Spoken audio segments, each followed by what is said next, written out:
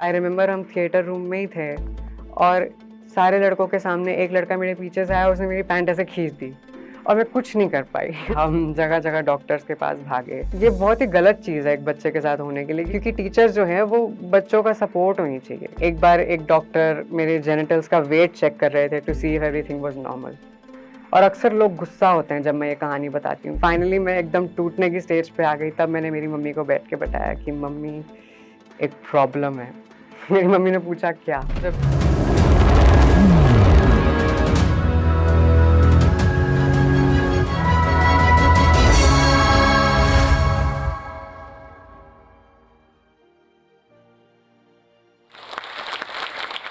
आप सबको वो लड़का तो याद होगा ना? अरे वही जो आपके स्कूल, कॉलेज या ऑफिस में था, जिसका चाल-चलन थोड़ा अलग था, शौक थोड़े लड़कियों जैसे थे।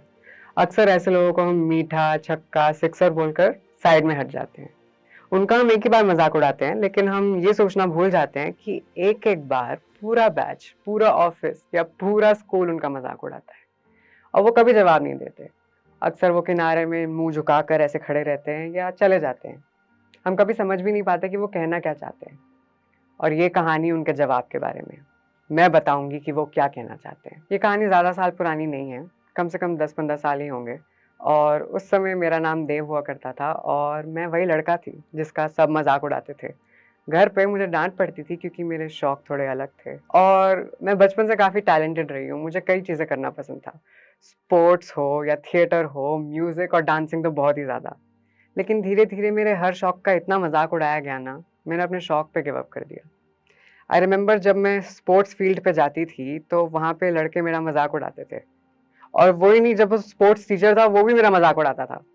तो आप समझो एक बच्चा जिसको स्टूडेंट्स तंग कर रहे हैं और वो सोच रहा है कि च यार मेरे साथ तो गलत हो रहा है, मेरे को टीचर की हेल्प माँगनी चाहिए। टीचर ही उसका मज़ाक उड़ा रही है। वो जो अकेलापन मैंने महसूस किया ना उस टाइम पे, never wanted to feel that again. मैंने स्पोर्ट्स पे ही गिव अप कर दिया। आई रिमेंबर डांस क्लास मेरी फेवरेट हुआ करती थी। हमारी एक मैडम थी, Shankari madam, one of my favourite teachers. बहुत ध्यान रखती थी मेरा, बहुत प्यार से रखती थी। एंड आई रिमेंबर उनकी क्लास में मुझे डांस करना कितना अच्छा लगता था, बट उसमें भी मेरे शौक और प्रेफ़रेंसेस थोड़े लहराने वाले लड़कियों जैसे। और स्टेज पे तो तालियाँ बज जाती थी, लेकिन स्टेज से उतरने के बाद क्लास के लड़कों के जो ताने सुनने पड़ते थे ना, मैं नहीं सुन सकती थी। मैंने डांस करना भी छोड़ दिया।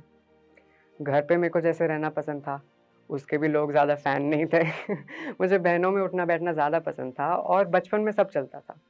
अगर छोटा बच्चा थोड़ी अलग हरकतें कर रहा है ना, तो बचपना समझ के छोड़ दिया जाता है।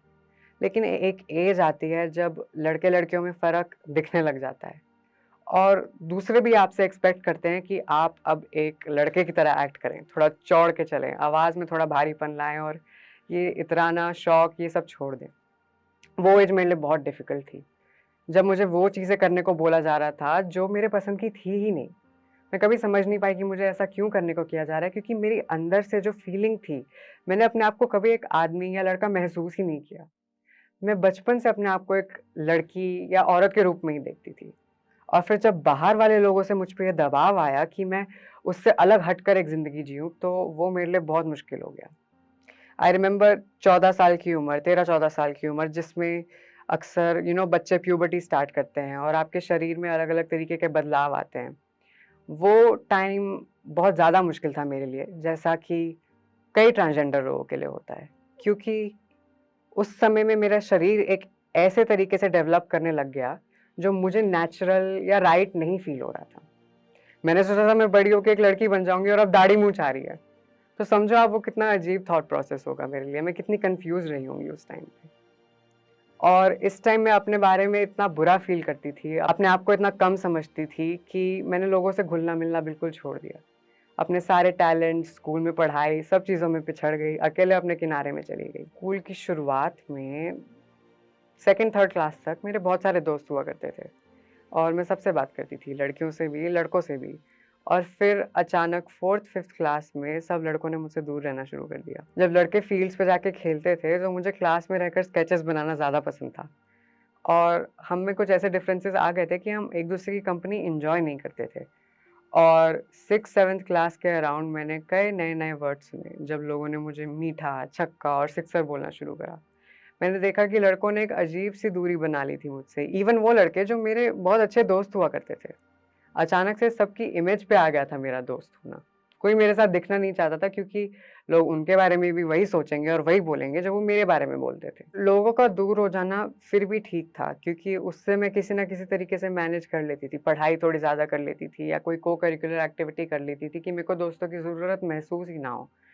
लेकिन जब लोगों ने दूर होने के साथ-साथ तंग करना भी शुरू कर दिया, तो मेरी ज़िंदगी काफ़ी मुश्किल हो गई। आई रिमेंबर जब मैं स्कूल में जाया करती थी, बॉयज़ वॉशरूम में जाया करती थी उस समय पे क्योंकि मैं लड़का थी उस समय पे और आते-जाते लड़के मुझे जगह-जगह पे पैट कर रहे हैं, अजीब-अजीब बातें कर रहे हैं और मतलब मुझे बड़ा अजीब-सा लगता था और बोलने में भी शर्म आती थी क्योंकि एक शेम होती है ना अपने आप में कि तुम खुद भी तो लड़के हो, तुम्हारे साथ ऐसा कैसे हो सकता है? तुम किसी को मत बताओ। तो उस शर्म में मैं किसी को बोल नहीं पाई। आई रिमेंबर हम थिएटर प्रैक्टिसेस कर रहे थे मेरे स्कूल के एनुअल फंक्शन के टाइम पे। मैं एक्टिंग करती थी, प्लेज़ में हमेशा मुझे मेन रोल मिलता था, मुझे एक्टिंग का काफ़ी शौक था। और आई रिमेंबर हम थिएटर रूम में ही थे और सारे लड़कों के सामने एक लड़का मेरे पीछे से आया, उसने मेरी पैंट ऐसे खींच दी और मैं कुछ नहीं कर पाई। आई फ़ील लाइक पहले 5 सेकंड तो मैं हिली भी नहीं अपनी जगह से, मैं वहीं पे जमी सी रह गई। मुझे समझ ही नहीं आया मेरे साथ हुआ क्या था? कई चीज़ों का मेरा रिएक्शन यही होता है। मैं एकदम समझ ही नहीं पाती कि ये हुआ कैसे, कैसे हुआ? और जब तक समझती हूँ ना तब तक मुझे लगता है मेरी गलती होगी। शायद मैं ही थोड़ा ज़्यादा ठुमक के चलती हूँ या मैं ही ज़्यादा इतराती हूँ, इसीलिए सब हँसते हैं, इसीलिए सब तंग करते हैं। तो जब कुछ ऐसी अजीब हरकतें होती भी थी तो मैं कुछ बोलती नहीं थी।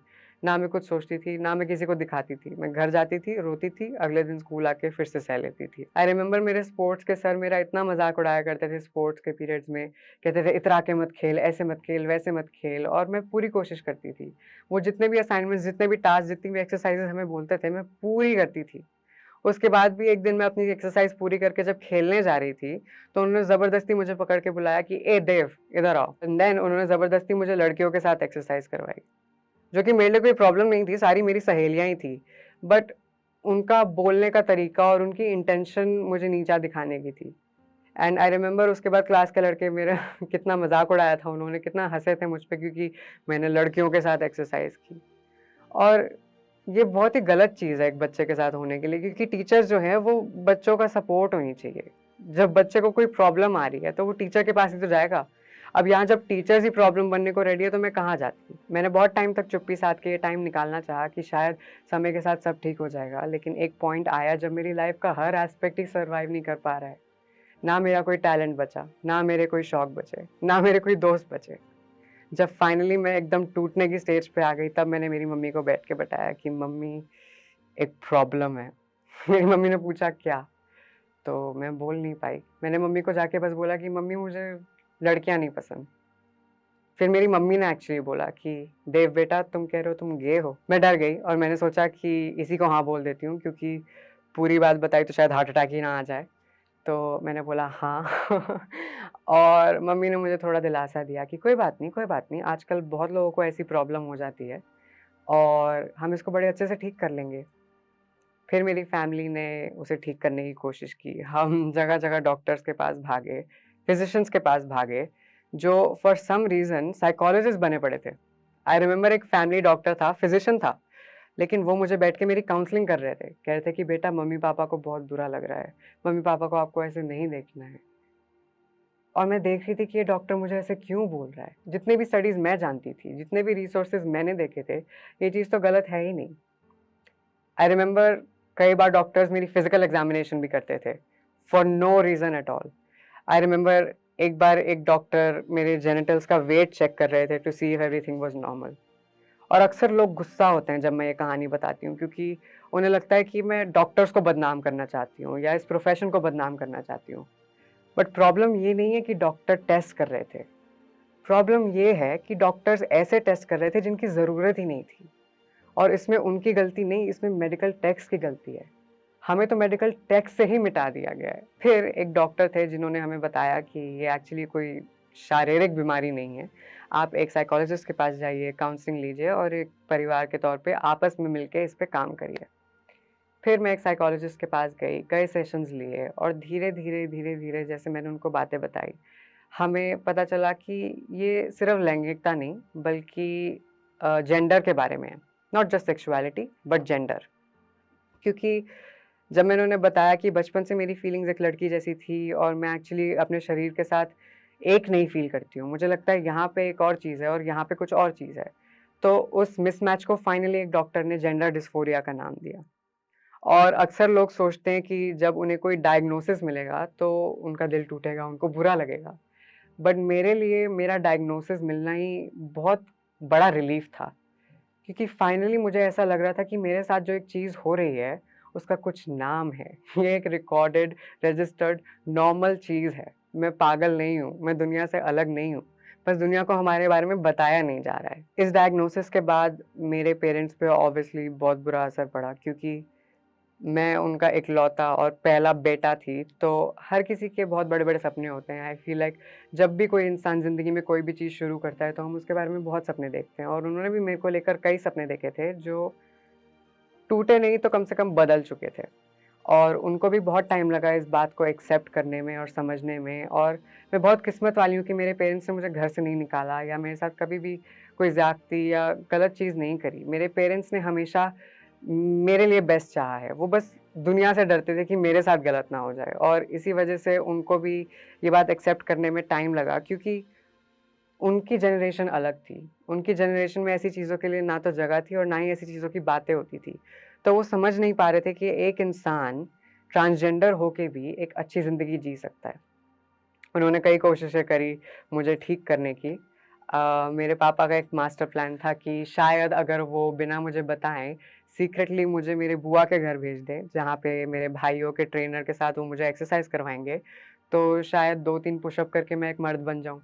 लेकिन ऑब्वियसली वो काम नहीं हुआ एंड ऐसे करके थोड़े-थोड़े कई कोशिशें उन्होंने करी, कई ठोकरें हमने खाई बट चीज़ें चलती रही एंड एंड में प्लान ये बना कि मुझे ऑस्ट्रेलिया भेज दिया जाएगा क्योंकि मेरी मौसी हैं ऑस्ट्रेलिया में और वहाँ पे ये सब चलता है, वहाँ पे ज़िंदगी ईज़ी होगी। और ऐसे ही सब चले जा रहा था, मैं भी बहुत वेट कर रही थी कि कब स्कूल खत्म होगा, कब मैं ऑस्ट्रेलिया जाऊँगी, कब मेरी नई ज़िंदगी शुरू होगी। फिर स्कूल खत्म होते ही आया लॉकडाउन। लॉकडाउन में हमारे सारे finances tank. No money in the bank, Australia completely off the plan. और फिर मैंने ट्रांज़िशन की शुरुआत लॉकडाउन में घर में ही करी। ये काफ़ी इम्पोर्टेंट डिटेल है क्योंकि आप समझ के देखिए कि घर में मैं एक बुलीड, इनविजिबल, लूज़र लड़का घुसी और ट्रांज़िशन के बाद मैं एक काफ़ी कन्वेंशनली अट्रैक्टिव लड़की बन के घर से निकली। तो जो लोगों का मेरी तरफ नज़रिया था, लोगों का मेरी तरफ जो बर्ताव था, वो एकदम इंस्टेंटली बदला और यहाँ पे एक बहुत इम्पोर्टेंट टर्म आती है जिसका नाम है सेल्फ एस्टीम। आप समझिए कि एक इंसान जिसको बचपन से ताने खाने, मज़ाक उड़वाने और बुली होने की आदत है, अब सब उसको घूर-घूर के देख रहे हैं, उसकी तारीफ़ें कर रहे हैं। लेकिन मेरे मन में मैंने अपने आप को वो सब चीज़ें मान लिया जो लोगों ने मुझे बोला था। मैंने अपने आप को बदसूरत, मीठा, छक्का, मज़ाक, लड़की सब मान लिया है। और अब जब लोग मुझे ऐसे ट्रीट कर रहे हैं कि मैं कोई बहुत अच्छी चीज़ हूँ, तो मैं वो खुद ही एक्सेप्ट नहीं कर पा रही। और ये सबसे बुरी बात होती है लो सेल्फ एस्टीम की क्योंकि ऐसे लोग अपने आप को अच्छी चीज़ों का हकदार मानना बंद कर देते हैं। आई रिमेंबर जब मैंने ऑनलाइन अपना काम थोड़ा शुरू किया था, जब मैंने मॉडलिंग और मेकअप आर्टिस्ट्री वगैरह इंस्टाग्राम पेज बनाया क्योंकि मैं कुछ तो करना चाहती थी, घर पे नहीं बैठना चाहती थी।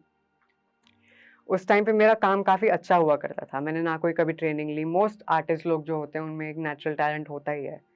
और शुरू-शुरू में मुझे कई जगह से बड़े-बड़े ऑफ़र्स आया करते थे और मैं मना कर देती थी, क्योंकि मुझे लगता था कि नहीं, नहीं, नहीं, इनको तो पता ही नहीं है असल में मैं कितनी बदसूरत हूँ, इनको तो पता ही नहीं कि मैं कितना बड़ा मज़ाक हूँ और मैं काम को मना कर देती थी। बहुत टाइम तक मैं ही अपने रास्ते में सबसे बड़ा अड़ंगा बनकर खड़ी थी, क्योंकि मैंने यहाँ पे ये बात अपना ली थी कि मैं अच्छी चीज़ों की हकदार नहीं हूँ। कहानी में आगे जाने से पहले मैं आप सभी से एक सवाल पूछना चाहती हूँ कि क्या सोचते हैं आप ये एलजीबीटी कम्युनिटी के बारे में? जब आप इनके तौर-तरीके, इनके चाल-चलन देखते हैं, तो क्या ख़्याल आता है मन में कि इनका अजीब-सा स्टाइल है, इनके शौक हैं, इनकी चॉइस है और एक बड़ा इम्पोर्टेंट पॉइंट आता है, लोग कहते हैं कि ये ना विदेशी ट्रेंड है, वेस्टर्न कल्चर है, इसने हमारा कल्चर ख़राब कर दिया।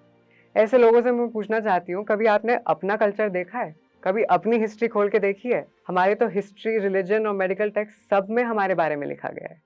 भले ही वो होमोसेक्सुअलिटी हो या ट्रांसजेंडर लोग हो या फिर नॉन बाइनरी लोग हो, हमारा वजूद आज से नहीं महाभारत के टाइम से है। भले ही वो महाभारत का शिखंडी हो या विष्णु जी का मोहिनी रूप या अर्धनारीश्वर, हम जैसे लोगों की चर्चा हमारी हिस्ट्री में हमेशा से है। वो तो जब कॉलोनाइजेशन के टाइम पे ब्रिटिशर्स आए, अपनी सेंस ऑफ मोरालिटी लेकर आए, अपने राइट और रॉन्ग के आइडियाज़ लेके आए, उन्होंने हमें नफ़रत करना सिखा दिया, हमें बाँट के चले गए। और जबकि उनके अपने कॉन्स्टिट्यूशंस में एलजीबीटी लोगों को कितने टाइम से जगह दे रखी है। लेकिन यहाँ से एक बात सीखना बहुत ज़रूरी है कि नफ़रत हमेशा सिखाई जाती है। भले वो इंडियन लोगों की एलजीबीटी कम्युनिटी की तरफ हो या स्कूल के बच्चों की मेरी तरफ हो। कोई भी बच्चा उठ के किसी को तंग करने के बारे में अपने आप नहीं सोचता। ये या तो उसने टीवी से या अपने आसपास के बड़ों से या अपने आसपास के दूसरे दोस्तों से सुना होता है। क्योंकि नफ़रत सिखाई जाती है, नफ़रत नेचुरल नहीं है। जब ये बात मैंने समझी तो मैंने खुद से नफ़रत करना भी छोड़ दिया। मैं समझी कि अगर लोग मुझे किसी अलग नज़रिए से देख रहे हैं या मुझे गाली दे रहे हैं या अजीब-अजीब नाम से पुकार रहे हैं, तो उसमें मेरी कोई गलती नहीं है। उन्होंने जो सीखा है वो मुझे वही बुला रहे हैं। उनके हिसाब से जो सही है वो मुझे वैसे ही देख रहे हैं। और उनके सोचने के तरीके को, उनकी धारणाओं को अपने आप पे हावी होने देना मेरी बहुत बड़ी गलती थी। और फिर मैंने उस गलती को सुधारने की कोशिश करी। और जिस दिन मैंने लोगों के तानों को साइड में रखकर सचमुच अपनी खूबी और अपनी अहमियत को पहचाना, उस दिन से मेरी लाइफ ऐसे बदल गई। मैंने अपनी वो सारी हॉबीज़ को दोबारा करना शुरू किया जो एक टाइम पे मैंने डर के या शर्म से गिव अप कर दी थी। मैंने मेकअप करना शुरू किया, मैंने डांस करना शुरू किया, मैंने अपने पसंद के कपड़े पहने और आज मैं उन्हीं सब फ़ील्ड्स में करियर बना रही हूँ as a successful model. Sports से और एक्सरसाइज और फिटनेस से डरने वाली लड़की अब बहुत जल्द एक फिटनेस कंपटीशन की जज बनने वाली है। 18 साल की उम्र में मैं ज़िवामे, इंडिया के सबसे बड़े इंटीमेट वेयर ब्रांड की first face of transgender experience बनी। बहुत जल्द मिस ट्रांस क्वीन इंडिया, जो इंडिया का सबसे बड़ा पैजेंट है फॉर ट्रांसजेंडर वुमेन, उसमें मैं दिल्ली को रिप्रेजेंट करने जा रही हूँ as one of the youngest contestant in the pageants history. हर वो चीज़ जिसे करने से पहले मैं हिचकिचाती थी या डरती थी, आज मैंने उस हर फील्ड में अपना नाम खुद बनाया है। और सिर्फ इसलिए क्योंकि मेरा अपने आप में जो विश्वास जागा ना, वो इतना स्ट्रॉन्ग था कि मैंने पीछे मुड़ के नहीं देखा। और उस कोट ने मेरी ज़िंदगी बदल दी थी। और उस टाइम में अपने इंस्पिरेशन को वहाँ देखना और कुछ ही साल बाद अब उसी स्टेज पे आकर अपनी टॉक देना इतनी बड़ी बात है मेरे लिए। और मैं सोचती हूँ शायद अगर 1 साल पहले ये कॉल आई होती, तो उस शर्मीली अला ने ये ऑप्शन को मना कर दिया होता। कई बार लोग ना मुझे चुप कराना चाहते हैं जब मैं ट्रांसजेंडर लोगों की या एलजीबीटी कम्युनिटी की स्ट्रगल्स हाईलाइट करना चाहती हूँ।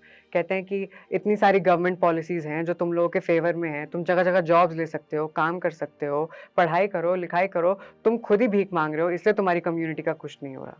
तो मैं ऐसे लोगों को बताना चाहूँ कि जब मैं अपना आधार चेंज करवाने गई थी ना, अपनी डिटेल्स को मेल से फीमेल और अपना नाम चेंज करवाने गई थी, मेरे पेरेंट्स ने बैठ के मेरे साथ पूरी आधार की वेबसाइट रट ली और हम पूरा प्रोसीजर लर्न करके आधार ऑफिस में गए।